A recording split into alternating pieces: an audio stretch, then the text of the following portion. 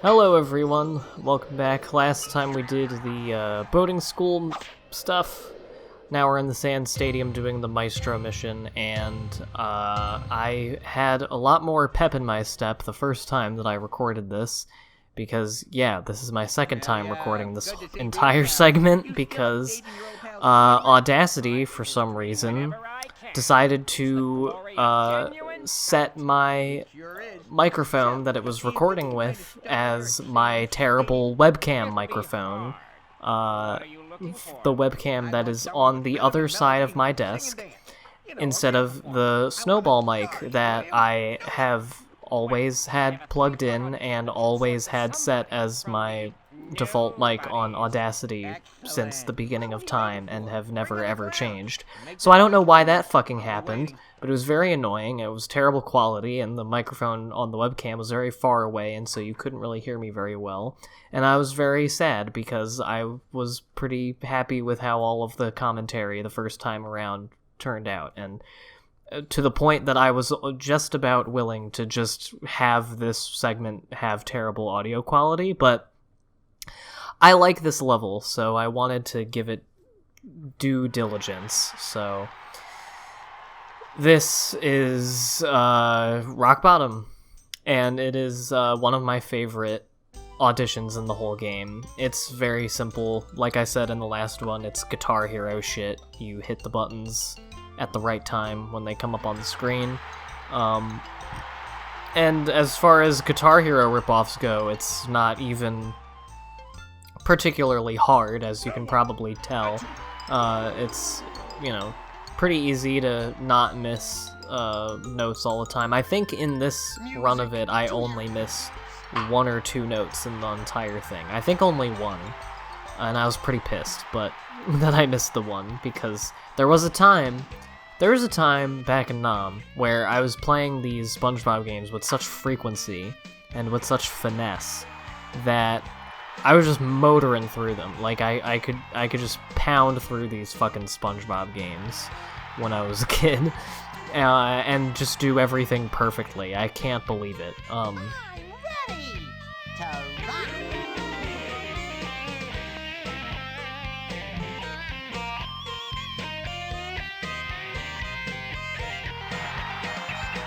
Thank you, Bikini Bottom! And I wanted to be silent there for a second for the guitar solo there from SpongeBob, because I like it.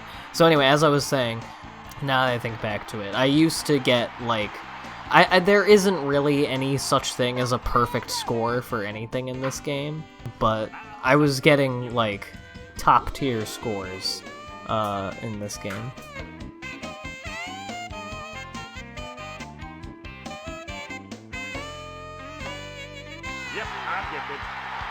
And it's sad that Squidward missed a couple notes there, because his solo is really good too. But yeah, I'm not saying much, because I genuinely just enjoy listening to these songs. I don't know anything about music or anything, so I can't speak to, like, whether or not any of the music in this level or in this game or in SpongeBob in general are any good, like, technically, or in how they're written, or if they are anything special as far as music goes. But I like it, and it sounds nice to my ears, and I like watching SpongeBob shred. I just wish his face... I feel like everybody's faces in this game are a little weird. Like, in the cutscenes are not too bad when they're actually being animated and everything, but, like, everyone's mouth is just open. Like, Patrick looks really strange, and SpongeBob looks weird as well, and Squidward always has this weird, like, grin, because I guess they don't want him to just be angry the whole time while he's playing the clarinet, but he just looks fucking weird. Squidward with an upturned little mouth boy at the bottom is very strange. But yeah, I, like, forgot all the good things that I mentioned during the first time through this. This is fucking dog shit. Now I'm just double checking Audacity to make sure I'm doing it right. But yeah, I just barely missed 1,000 points there, and I do think that if I had not missed that one note that I missed, that I would have gotten 1,000. Maybe on the dot, which would be great. And I think if any of these, some of these do have a perfect score, just like, you know, you don't miss anything for the duration of the time. Like, I'm pretty sure that, that bouncing one in the Krusty Krab, I feel like there has to be a finite amount of points, because the number of and speed of the parcels doesn't change. And I think that you, like, if you don't miss any, then, like, it has to be the same number every time, I feel like. But, and, like, you don't, if you don't miss them, then you fucking get the points. Anyway, this is Jig on the Brig. It's another press the buttons at the right time thing, but it's also a memorizing thing. And it's funny because Squilliam is saying button prompts, but obviously he can't actually say those, and so he just kind of mumbles nothingness. No!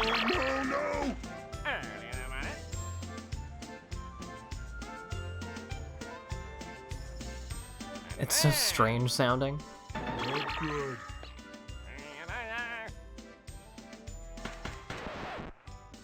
Well, that's awful quick. That's awful quick. But yeah, I don't know why they don't do that in games. I feel like they probably usually know which consoles they're gonna be out for. And if not, then fucking... I don't know. I don't know anything about the process of when they do the voice acting for games, so maybe they don't know which buttons are gonna be for which thing. And for something like this, obviously they're not gonna have D. Baker fucking say like 90 different button prompts. It would be way more than 90, but like say a ton of different combinations of buttons, but for every single console. But I mean, just record him saying X, and then there you go. You have 3 consoles buttons out of the way right there. Except apparently the actual name for the X button on the PlayStation controllers is the cross button, but I refuse to go along with that. It's the fucking X button. It is an X. A cross is another thing. A cross is what our Lord and Savior Jesus Christ died on. Don't besmirch him by saying he died on a PlayStation controller button.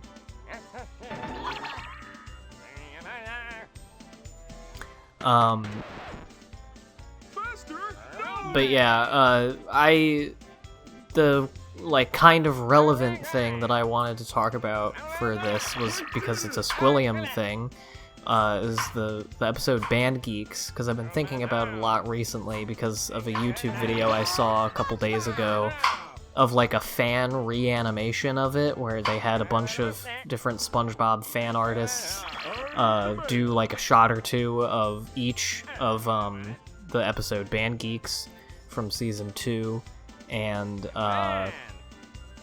all with different art styles and stuff, and it's pretty fun. I recommend looking at it. But it just made me think about how Band Geeks has the reputation of being like the best, or one of the best, or just a major fan favorite SpongeBob episode of all time, and how I'm inclined, for the whole time that I've watched the show, and since I've seen that episode, I am more than inclined to agree with that. But I've never really articulated why or anything.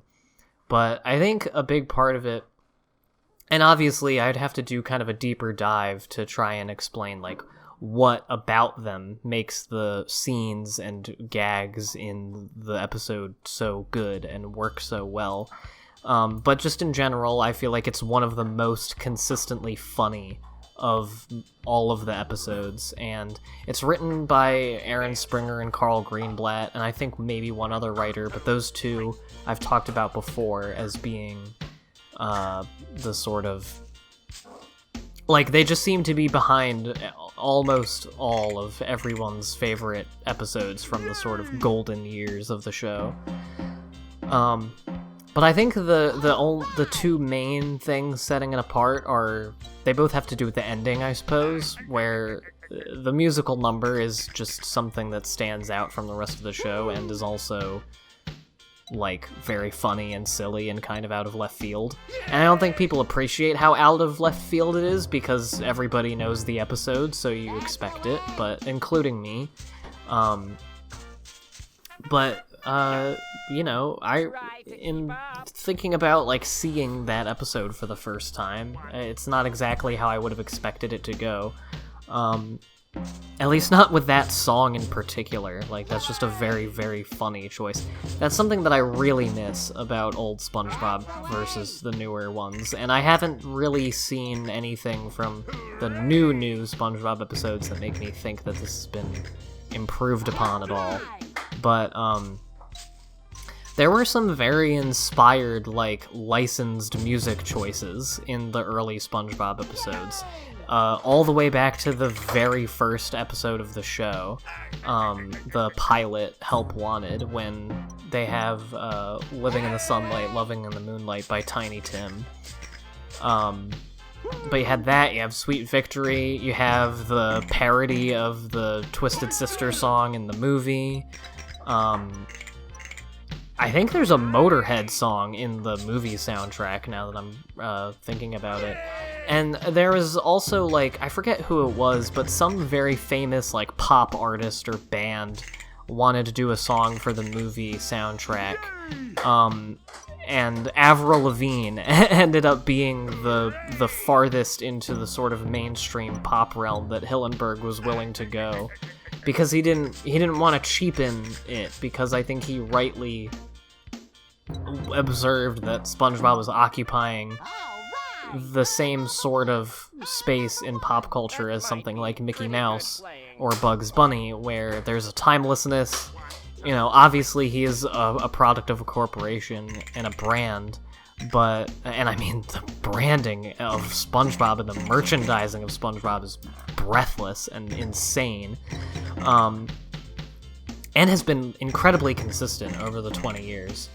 But in terms of his aesthetic and how the show and the character presented itself at the beginning, like, I think it would have cheapened it to have this sort of big, very popular artist behind it. And I remember reading an interview where Hillenburg expressly said, like, no, I want to have bands like fucking Wilco and Ween and the Flaming Lips and all these other big-ass nerds that I like.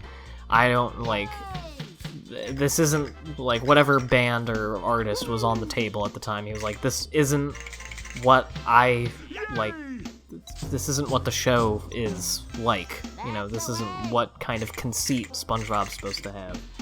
And I would mostly agree with that.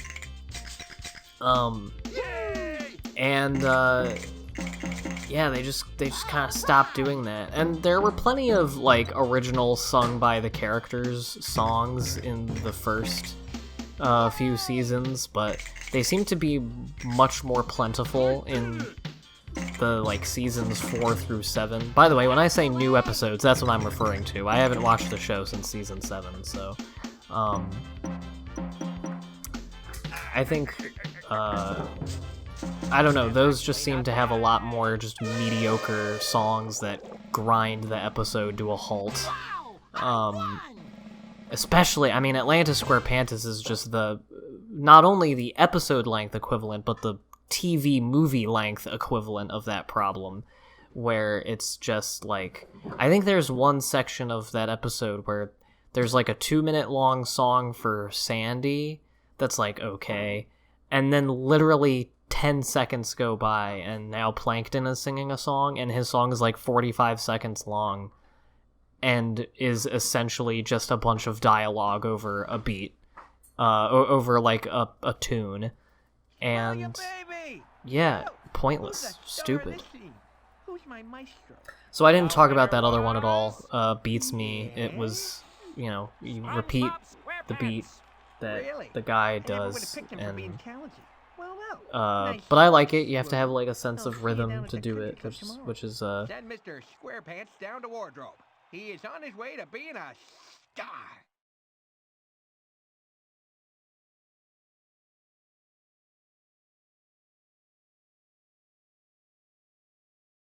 But yeah. I was also going to talk about my trip to PennDOT. I did that in the first recording of this. I was actually going to talk about it in the last video because I wanted to do I try to find something outside of the game that is kind of related to the theme of the audition or whatever of the level that I'm in. And so that was a driving one, so even though I wasn't getting my license for the purpose of driving, and I did not have to do any driving, thank God, to get it, I was like, well, I was at PennDOT place getting a driver's license, I could talk about that. But then I kind of realized, I was, for one thing, distracted during the actual video, and I also noticed, there's not much of a story. I just kind of went in there and waited for 3 hours and listened to some very classist-coded complaints by this bougie older white woman and her Catholic schoolboy son about having to wait a long time. And I say classist-coded because, I get it. I was also waiting there for 3 hours, so I know that it's a pain in the ass, but I don't think she understood that it's a public building, and there's a ton of people there, and everyone has a bunch of very specific problems. And also, some of the people were complaining when they, didn't have the paperwork that they needed, and they were like, okay, well then, this is going to take longer then, and they were like, oh, this is fucking bullshit. It was they have a list on the website of how you can, of all the 80 different kinds of driver's licenses there apparently are. Oh, what have you done this time, Mermaidman? Oh, look! It's Mermaidman! He's gone mad and destroyed the Sand Stadium! Someone call the police! This fish looks really fucked up. Her weird necklace painted onto her neck. But yeah, this is actually the first scene. Come on, Mermaid. Look at how this dude runs, this green guy. This is the inciting incident of the Mermaidman and Barnacle Boy episode in this game, so I'm glad I talked over it, but you'll be seeing it again later on in the run. But anyway, I'd love to talk more about the PennDOT shit and everything, but next time we're going to be doing the captive roll and the chum bucket, gonna be doing some machinery stuff, and so I'll see you then for that. And hopefully the recording fucking worked right this time.